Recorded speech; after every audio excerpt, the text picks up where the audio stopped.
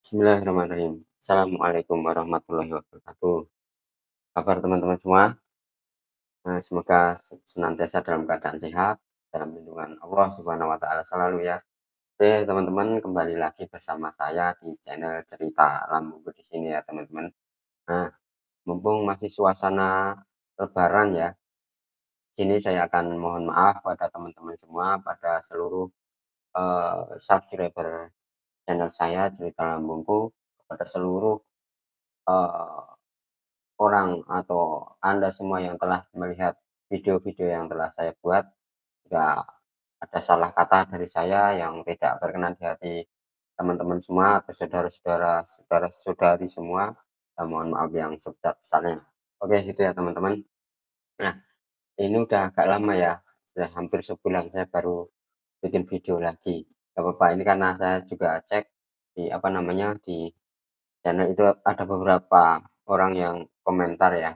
Ini salah satunya dari Mas Yazid Abdillah Aziz. Nah, ini ya.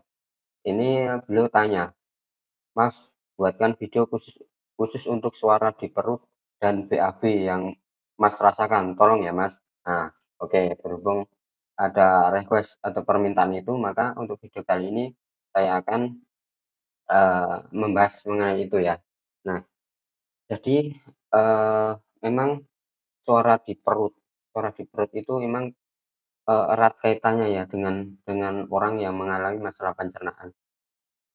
Dan perlu diingat teman-teman, jadi kalau ada teman-teman mengalami suara di perut itu tidak perlu terlalu apa ya, terlalu bikin takut, terlalu pusing dan sebagainya gitu ya. Pokoknya jangan jangan sampai pikiran yang apa ya, yang Anda pikirkan mengenai masalah suara di perut perut dengan perut Anda semua itu jangan sampai nanti menambah kecemasan tersendiri pada teman-teman semua. Karena memang apa namanya, aktivitas di lambung, di pencernaan itu nanti, eee, kalau yang nggak normal itu dia akan menimbulkan suara ya, karena mungkin karena ada asam lambung yang debitnya itu secara debit atau secara volumenya itu berlebihan, kebanyakan. Jadi kan dia isinya, cairan ya, di sana isinya cairan. Jadi mau nggak mau kalau dia ada apa namanya, eee melakukan proses pencernaan itu, entah itu ada makanan, entah enggak, itu dia tetap tetap melakukan pencernaan itu maka dia akan mengeluarkan, apa namanya, suara-suara suara-suara di perut misalnya "kruk", kayak "kruk kruk", pokoknya kayak kayak suara yang ada airnya gitu juga juga sering saya, tapi seringnya yang "kruk kruk" kayak gitu. Terus, kadang-kadang itu ada apa ya, ada kayak yang berjalan gitu loh, apa entah angin angin atau air itu kayak berjalan gini. Jadi, eee, kadang-kadang berjalan sini, ke kiri atau dari kiri ke kanan kayak gitu. Itu saya dulu dulu sering mengalami kayak gitu yang suara itu. Jadi itu biasa ya, itu biasa. Bahkan untuk orang-orang sehat aja, kalau misalnya, dia perutnya lagi kosong atau apa, itu misalnya udah waktu biasa dia makan, katakanlah makan siang jam 12 katakanlah dia makan, terus waktu itu dia nggak sempat makan atau belum belum belum bisa makan, itu kan maka otomatis apa namanya, karena udah terbiasa jam segitu, pencernaan itu bekerja lagi ya, maka dia otomatis akan bekerja. Nah, sedangkan tidak ada, makanan atau minuman yang dia cerna, maka dia tetap bekerja, cuman ya kan itu nanti, apa namanya, akan menimbulkan, suara-suara yang kayak gitu tadi, suara-suara di perut itu ya. Ya itu biasanya nanti sama diiringi dengan, apa namanya, dengan bertambahnya gas perut. Karena dia, apa namanya, bekerja dalam keadaan kosong, maka ada menimbulkan gas, banyak gas ya, akhirnya teman-teman sering sendawa. Banyak gas di sini, kayak di sini kayak, apa ya, kayak penuh gitu, kayak kerasa penuh kayak gitu, terus sendawa kayak gitu. Nah itu jadi, itu adalah hal yang normal dan wajar dan itu memang erat kaitannya dengan penyakit ini ya teman-teman. Kemudian nah, untuk masalah BAB, sebenarnya di video yang Mas Yazid Abdillah ini komentar, saya juga sudah membahas di situ ya mengenai mengenai suara perut dan BAB. Mungkin ini lebih khusus lagi ya. Kalau untuk BAB, saya ulangi lagi ya, itu BAB itu biasanya itu orang-orang itu beda-beda ya. Kalau dia mengalami apa namanya gangguan asam lambung itu dia memiliki dua tipe BAB yang berbeda masing-masing orang. Maksudnya efeknya ke BAB itu tiap orang beda. Ada dua. Pertama itu orang biasanya dia susah susah BAB. Ya, ada beberapa orang itu yang dia susah BAB. Jadi biasanya kalau BAB sehari sekali atau 2 hari sekali, itu dia bisa 3 hari, 4 hari itu baru baru bisa BAB. Itu ya yang pertama. Terus yang kedua itu lain, kebalikannya. Nah, yaitu BAB-nya cair terus, jadi nggak pernah berbentuk. Nah, saya itu masuk yang golongan kedua itu tadi. Kalau saya itu BAB-nya itu cair terus ya, jadi kayak kayak diare gitu. Tiap pagi, tiap hari itu pagi pasti kayak diare pokoknya ser ser ser kayak gitu BAB-nya. Pokoknya lembek dan maaf ya ini, lembek dan nggak berbentuk. Jadi pernah juga beberapa kali saya juga itu BAB itu benar-benar air dan itu ada busa-busanya gitu ya. Jadi banyak busa gitu di apa namanya ya, yang memang di klosetnya itu ya. Jadi dia itu air campur busa, nah kayak gitu. Itu saya sering sering ngalami kayak gitu. Jadi itu ya teman-teman, kalau misalnya Eee, efek ke BAB efek ke BAB bagi orang-orang yang mengalami gangguan asam lambung ini. Dan ini juga juga apa namanya, BAB itu juga bisa menandakan kondisi perut, kondisi pencernaan seseorang ya.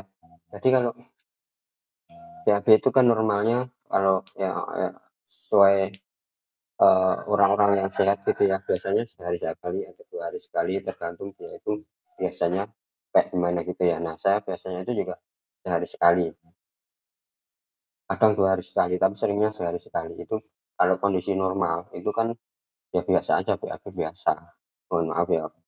Ya pokoknya normal lah, dari bentuknya, dari warnanya juga itu normal BAB-nya. Terus apa namanya, BAB sendiri itu bisa menandakan kondisi pencernaan masing-masing.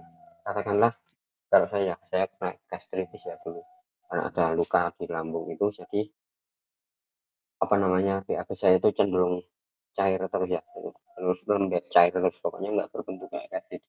Itu saya itu melihat tanda perbaikan itu malah dari BAB ya teman. Jadi saya ini sering lihat itu kalau BAB-nya udah mulai agak keras, maksudnya normal, berbentuk normal, maka otomatis apa namanya, kondisi pencernaannya itu juga udah semakin baik gitu ya teman-teman. Jadi kalau teman-teman masih tiap hari atau tiap tiap BAB masih encer, BAB cair kayak gitu, itu ya sebelum apa namanya, perutnya atau pencernaannya itu normal lagi, dia tetap akan kayak gitu terus. Jadi itu bisa jadi tanda ya teman-teman. Jadi kalau kalau BAB-nya udah normal, maksudnya udah wajar, udah dari bentuk, dari apa ya, dari warna itu udah kayak orang normal. Nah, itu bisa jadi tanda kalau di pencernaannya udah ada perbaikan atau udah bagus, intinya udah mulai ada penyembuhan di sana gitu ya teman-teman. Nah itu nah sedikit sharing lagi ya, dulu itu saya itu sampai yang BAB tadi sampai sering itu jadi ada darah juga, ada ada darah merah, darah segar itu keluar juga pas pas BAB itu, BAB cair itu ya. BAB cair itu ada darah segar juga. Nah, itu biasanya kalau itu sebenarnya kalau yang darah segar itu bukan dari pencernaan ya. Itu itu sebenarnya mungkin dari lubang otot otot di pembuangan ya, otot di pembuangannya, di mohon maaf di anusnya ya, itu mungkin yang BAB darah itu penyebabnya di situ karena dia terkena iritasi terus ya, karena, eee, apa namanya, kena iritasi dari BAB yang BAB yang cair tadi, karena itu kan masih mengandung, apa ya, asam-asam gitu ya, zat asamnya itu masih banyak, maka dia itu maka akan mengiritasi otot-otot atau dinding pembuangan atau dinding-dinding, mohon maaf di belakang itu ya. Jadi mungkin dia ada iritasi, akibatnya dia luka, maka apa namanya, ketika BAB dia akan, eee, kecampur sama darah tadi, jadi merah kayak gitu, bener-bener darah segar, darah merah kayak gitu. Itu saya juga sering dulu ya, pas saya kadang itu saya lihat, ada darahnya, saya juga kaget, apalagi pas dalam kondisi kecemasan ya, maka apalagi teman-teman lihat darah kayak gitu, itu nanti akan tambah lagi, kecemasannya akan bertambah lagi. Saya dulu juga ngalamin kayak gitu. Nah, berhubung saya udah ngalami, maka saya sharing di sini sama teman-teman, maka buat teman-teman jangan, intinya jangan jangan dijadikan pikiran yang berlebihan. Jadi itu memang memang ya itu salah satu efeknya memang kayak gitu. Jadi itu hal yang mungkin terjadi dan hal yang biasa pada seseorang yang sedang mengalami gangguan pencernaan. Oh, gitu ya, teman-teman. Nah, jadi, untuk bagaimana cara mengatasinya, ya tentunya balik lagi ke masalah utamanya, karena masalah utamanya kita di pencernaan, maka mau nggak mau kita harus perbaiki dulu tuh pencernaan kita. Dengan cara apa? Dengan cara ya teman-teman ikhtiarnya gimana, mau ikhtiar pakai obat ya silahkan, teman-teman mau pakai herbal silahkan, kalau teman-teman anti anti obat dan anti herbal ya silahkan. Kita, nanti teman-teman punya pilihan tersendiri ya. Kalau saya memang udah semua saya coba ya, saya obat juga udah pernah, lama juga, terus herbal juga lama. Herbal herbal itu, saya biasanya yang, apa namanya, kunyit itu loh, kunyit sama temulawak, itu direbus, nanti airnya diminum kayak gitu, dicampur campur dengan gula aren itu buat minum pagi dan malam saya biasanya kayak gitu dulu kan, saya herbalnya itu.